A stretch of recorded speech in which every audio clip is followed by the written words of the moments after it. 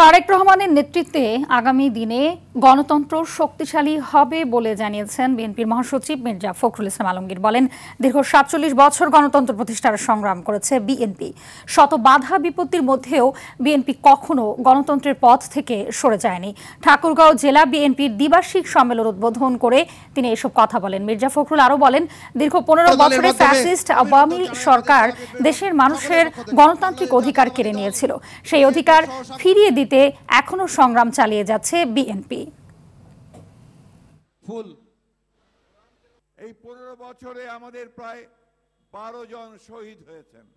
এই দেশের মানুষ যার দিকে তাকিয়ে আছেন গণতন্ত্র প্রতিষ্ঠার জন্য, আমাদের সেই তরুণ নেতা জনাব তারেক রহমান প্রতিশ্রুতি দিচ্ছি যে তার নেতৃত্বে আমরা আগামী দিনে গণতন্ত্রকে আরো শক্তিশালী করব।